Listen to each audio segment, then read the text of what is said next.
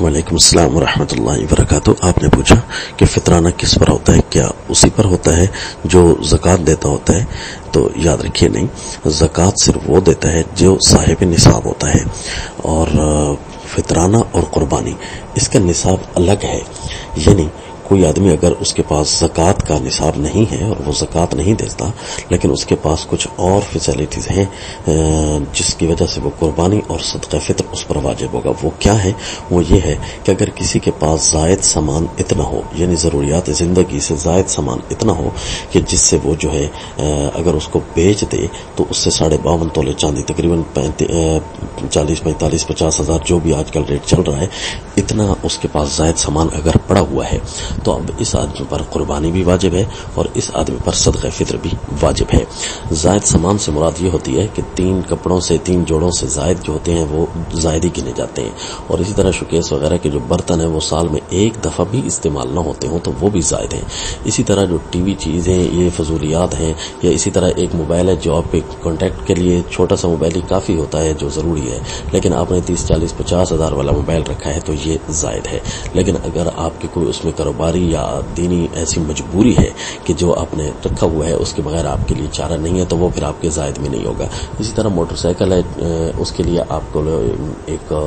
40 50 ہزار کے اندر گزارا ہو سکتا ہے کہ آپ کی ضروریات پوری کر سکتا ہے، لیکن آپ نے ڈیلکس رکھا ہے یا 1.5 لاکھ والا رکھا ہے وغیرہ وغیرہ۔ تو اسی طرح فریج ہے جو آپ کے گھر کی ضرورت ہے، وہ آپ 40 50 ہزار میں گزارا ہو سکتا ہے، لیکن آپ نے اس کو بڑے ہائی کوالٹی کے رکھا ہوا ہے تو وہ اتنی زائد ہے۔ تو یوں زائد چیزیں آپ کے پاس اگر اتنی موجود ہیں گھر کے اندر، کوئی بھی الف با جیم کچھ بھی پڑا ہوا ہے جو زائد ہے، اگر آپ اس کو کاؤنٹ کرتے ہیں اور ان کے اتنے پیسے بنتے ہیں تقریباً جس سے 52.5 تولے چاندی خریدی جا سکتی ہے، 40 50 ہزار روپے، تو یہ آپ کے اوپر جو ہے قربانی واجب ہے اور اسی طرح صدقہ فطر بھی واجب ہے۔ بھلے ہی آپ کے پاس زکوٰۃ کے لیے دینے کے لیے کچھ نہ ہو، یعنی کوئی ایسا نصاب زیادہ نہ ہو، تو پھر ایسے آدمی پر صدقہ فطر بھی واجب ہو جاتا ہے اور قربانی بھی واجب ہو جاتی ہے۔ اور صدقہ فطر کی مقدار کے بارے میں یاد رکھیے، احتیاطاً کہہ دیا جاتا ہے کہ 2.25 کلو گندم، اس کا ریٹ یہ آپ اپنی حیثیت کے مطابق اچھی بھی، درمیانی بھی، ہلکی بھی یہ گندم ملتی ہے، تو 2.25 کلو گندم یہ احتیاطاً کہا جاتا ہے، ورنہ 2 کلو ہے۔ 2.25 کلو گندم کا ریٹ لگائیں ہر آدمی پر، ہر وہ آدمی جو قربان عید کے دن جو ہے سورج طلوع ہوتا ہے اور وہ اس وقت زندہ ہوتا ہے، تو یہ جس حیثیت کو میں نے پیچھے ذکر کیا ہے، اتنی حیثیت کا جو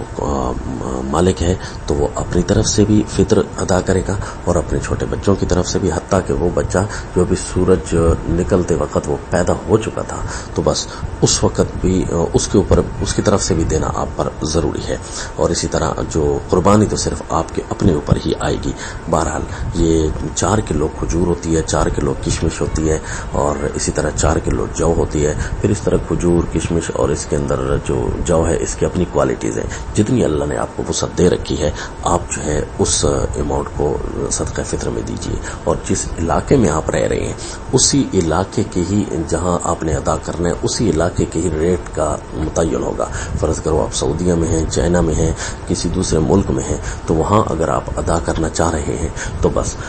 اسی ملک کی ان چیزوں کے ریٹ کا حساب لگایا جائے گا، نہ یہ کہ کسی دوسرے ملک کے اندر آپ حساب لگائیں۔ السلام۔